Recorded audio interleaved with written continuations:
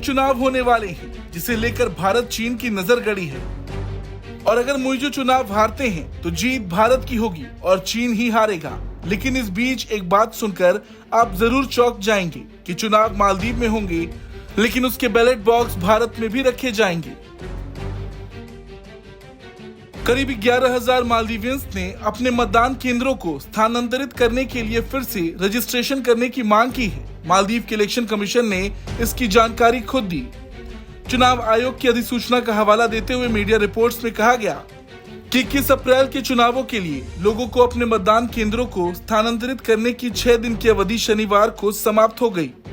Election commission ने कहा कि मालदीव के चुनावों के लिए बैलेट बॉक्स केरल की राजधानी तिरुवनंतपुरम, श्रीलंका की कोलंबो और मलेशिया के कुआलालंपुर में भी रखे जाएंगे, क्योंकि तीनों में से प्रत्येक देश में कम से कम 150 लोगों ने मतदान करने के लिए फिर से रजिस्ट्रेशन कराया है।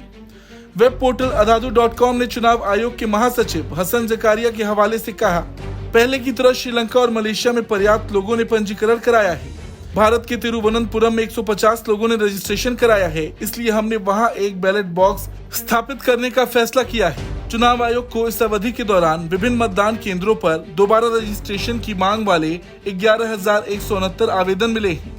वहीं एडिशन एमवी न्यूज पोर्टल की रिपोर्ट के मुताबिक 1141 फॉर्म खारिज कर दिए गए हैं और 10,028 स्वीकार कर लिए गए हैं। पिछले चुनावों की तुलना में इस साल दोबारा रजिस्ट्रेशन कराने वालों की संख्या कम होने की ओर इशारा करते हुए जकारिया ने कहा कि ब्रिटेन, यूएई और थाईलैंड में मतदान नहीं होगा। मालदीव में रविवार को चुनाव होने वाले थे, हालांकि रमजान के महीने के दौरान चुनाव कराने से परहेज करते हुए एक अधिनियम में संशोधन के बाद आधिकारिक चुनाव की तारीख स्थगित कर दी गई थी। अब मालदीव में 21 अप्रैल को चुनाव होंगे। सन.mv न्यूज पोर्टल के मुताबिक मालदीव की 93 संसदीय सीटों के लिए कुल 389 उम्मीदवार चुनाव लड़ रहे हैं। सबसे अधिक उम्मीदवार भारत समर्थक मुख्य विपक्षी मालदीवियन डेमोक्रेटिक पार्टी ने उतारे हैं, जो 90 सीटों पर चुनाव लड़ रही है। इसके बाद प्रोग्रेसिव पार्टी ऑफ मालदीव और पीपल्स नेशनल कांग्रेस का सत्तारूढ़ गठबंधन है, जो 89 सीटों पर चुनाव लड़ रहा।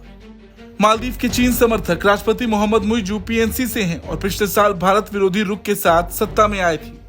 खैर, देखना तो ये होगा कि क्या होता है इस चुनाव में। मुइज़ू जीतते हैं या हारते हैं, ये सबसे बड़ा सवाल है। और तो और भारत मालदीव के संबंध क्या पटरी पर लौट पाएंगे? आपका क्या कुछ कहना है कमेंट करके जरूर बताएं। ब्यूरो रिपोर्ट, भारत तक।